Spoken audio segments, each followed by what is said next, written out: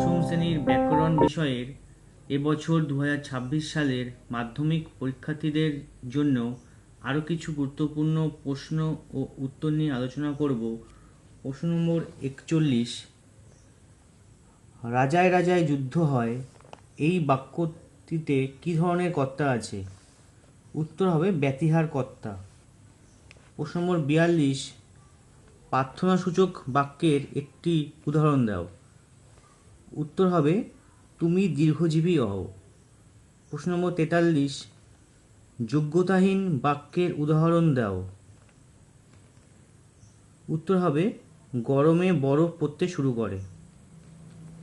প্রশ্ন নম্বর 44, ব্যতিহার কর্তা কাকে বলে? উত্তর হবে কোনো ক্রিয়ার দুই কর্তার পারস্পরিক প্রতিযোগিতা বা বিবাদ বুঝলে সে ক্রিয়ার কর্তাকে ব্যতিহার কর্তা বলে। প্রশ্ন নম্বর 45, রূপক কর্মধারায় সমাস কাকে বলে? উত্তর হবে যে কর্মধারায় সমাসে উপমেয় বাচক পদের সঙ্গে উপমানবাচক পদের অভেদ কল্পনা করা হয় তাকে রূপক কর্মধারায় সমাস বলে। প্রশ্ন নম্বর 46, বিভক্তি শব্দের অর্থ কী? উত্তর হবে বিভাজন। প্রশ্ন নম্বর 47, অনুসর্গের অপর নাম কী?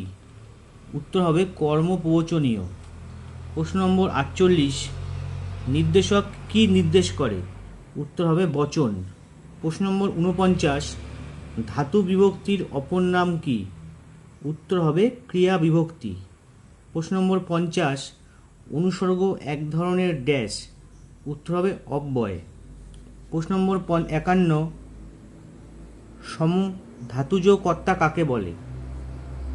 উত্তর হবে ক্রিয়াটি যে ধাতু থেকে নিষ্পন্ন, কর্তাও যদি সেই একই ধাতু থেকে উৎপন্ন হয় তখন তাকে সমধাতুজ কর্তা বলে, যেমন গায়ক গায়। প্রশ্ন নম্বর 52, একটি বাক্য লেখো যেখানে কারকের বিভক্তি হিসেবে শুধু শূন্য বিভক্তি ব্যবহৃত হয়েছে। উত্তর হবে আমি বাড়ি যাইনি। প্রশ্ন নম্বর 53, কোন সমাসে পূর্বপদের অর্থ প্রাধান্য পায়?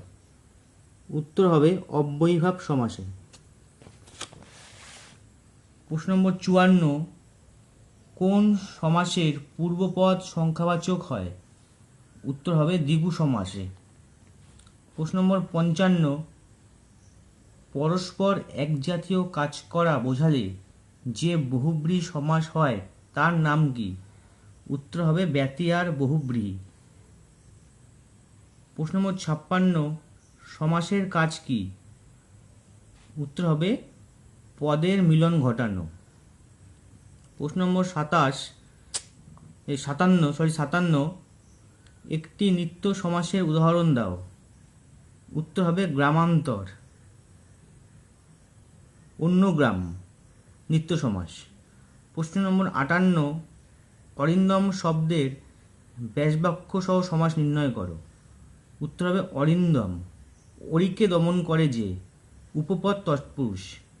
প্রশ্ন নম্বর 59, মাতৃহীন শব্দের ব্যাসবাক্য সহ সমাস নির্ণয় করো। উত্তর হবে মাতৃহীন, মাতৃ দ্বারা হীন, করণ তৎপুরুষ। প্রশ্ন নম্বর 60, রক্তবর্ণ শব্দের ব্যাসবাক্য সহ সমাস নির্ণয় করো। উত্তর হবে রক্তবর্ণ, রক্তের ন্যায় বর্ণ, উপমান কর্মধারয় সমাস। আজকের ভিডিও এই পর্যন্তই। পরবর্তী ভিডিওতে আরও কিছু গুরুত্বপূর্ণ প্রশ্ন ও উত্তর নিয়ে আলোচনা করব।